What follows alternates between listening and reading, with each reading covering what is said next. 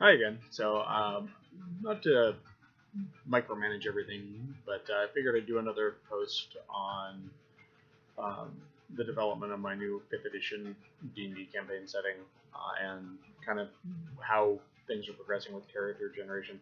And had another opportunity to kind of touch on something that comes up for me a lot and has come up for me in the past when I'm running games is what happens when two players have similar concepts. Um, it's not as troublesome as it may seem. Really, there's room in most games for multiples of the same concept, even multiples of the same very similar concept. And so, in my a recent development between a couple of my players is one of my players had decided that he wanted to make a duelist type swordsman type character, and I described this in the previous video. And in talking with another player, he's like, "Oh, well, that was kind of my idea too," and I didn't tell him no, but he kind of disqualified himself. But really, there was no reason for him to do so, and maybe he'll even come back to that because I mean, in the campaign setting that has duelist swordsmen of a particular order, there's no particular reason why you shouldn't be able to have multiple duelist swordsmen of multiple orders. They could even be from the same order. Maybe that would create a nice competition between the two players and their characters. Friendly competition. Kind of a one-upmanship. But that could also be there if they were of opposing orders, and that could even generate down the road some cool plot lines within the campaign where these two orders maybe have divergent plans. Maybe if something comes up down the line that turns the campaign to more of a politicking type of a setting, then it could be that Order A is you know on this side and Order B is on that side, and so then you run into a situation where now the players have to figure out a way to reconcile their own personal connection within the party because clearly they've been adventuring together and likely have been adventuring together for a while there and they're sort of brothers in arms and but yet the bodies that they are connected to are then off on their own tangents.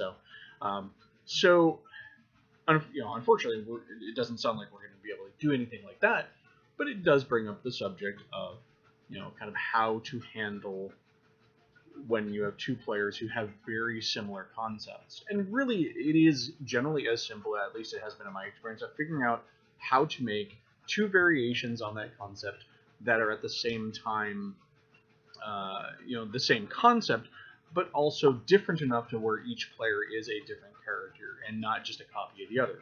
The competing orders of swordsmen is one way to go, or two people want to play a priest in the party. Well, you can have two priests in the party, and they can even be of different gods and different beliefs. That can be a little friction heavy at time, depending on what the deities are. But if the deities are similarly aligned, or at least don't run into each other enough, that can work fine. There is really only a handful of situations that I can think of where it's not going to be doable to have two of the same concept.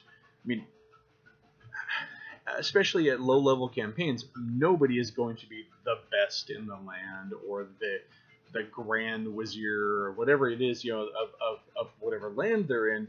So, there's plenty of room.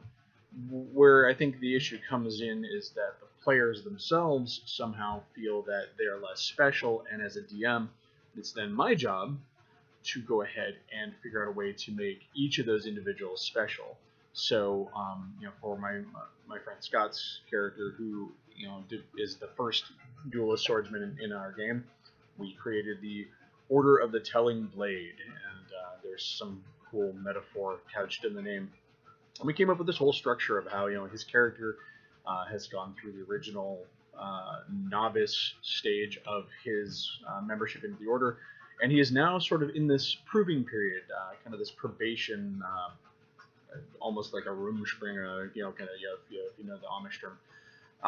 where after his initial training, he is known amongst his order. He holds the title of Iron. He is an Iron of the Order of the Telling Blade, and the metaphor there, of course, is all blades begin as iron, and now he is entering into what's called his forging.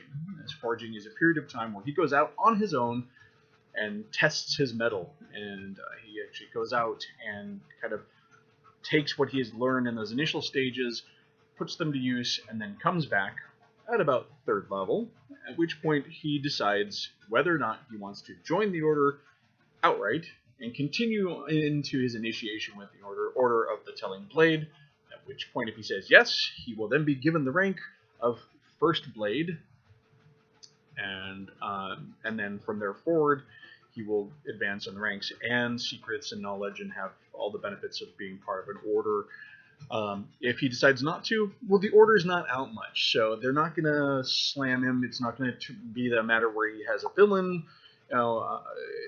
He's now created his own arch villain or anything like that. The order knows that they still have a novice swordsman, but he's a trained swordsman. They've put another trained swordsman into the realm who can then help defend the realm. He may not be part of the order, but maybe it wasn't to be. The Order of the Telling Blade is an order of swordsmen, and ultimately they want to teach people to fight. He would have likely paid them some gold to join. They would have likely got some work out of him. And really, whether he is their friend or even whether he's not part of the order, he's possibly very still likely going to be amenable to the order, and so they can maybe call upon him later on as an unofficial agent. So tying that back into, if I end up with a second duelist, either he's somebody else who's also out in his forging for the Order of the Telling Blade, or maybe he's from some other school, maybe he's from some other order. It could be that he's not from an order at all, but he's from another tradition. Maybe he is some sort of sword brethren from one of the kingdoms of Erlith. Maybe he is from some other tradition of weaponry. Maybe he's not a swordsman at all. Maybe he's a duelist who fights with daggers. Maybe he's a spear master. Coming up, working with that player to figure out what it is that they wanted their character to do, what's important for that character, and then also spinning it in a way to where character A and character B both have their unique place in the campaign. So I'm sure other DMs have their own way of handling it, and I'm sure that there's my way is certainly not the only way, but it is something that comes up, and I felt while I'm kind of yammering about the development of my own campaign, because I like making videos, it was a cool point to touch on. And I just got done with a long discussion with Scott about kind of the development of this aspect of his character, because background for me is cool, and the more he's invested in the background of his character, and the more I can make his background idea fit well into the campaign setting, even in a case where there's a very open campaign setting, the better. And in the end, he's added to that setting, because like I mentioned in the previous video, there were originally no orders of any sword masters conceived of for the setting. So I gained something for my setting from the player, and the player now has a place in that setting with a bit of a development to give him some structure, give him an impetus for play, and at this point, he's not locked in to being a member of the order for the entirety of his campaign. Between levels 1 and 3, maybe something will happen. He'll decide that play style doesn't fit for him, or maybe something comes up in the campaign that he's like, oh, I want to pursue that. I want to chase that down. And it conflicts with the Order of the Telling Blade. But yeah, so you got that kind of went off subject. So really, to touch on it, when you have two characters who have similar concepts or identical concepts, it's really hard not to find a way but you have to at least try.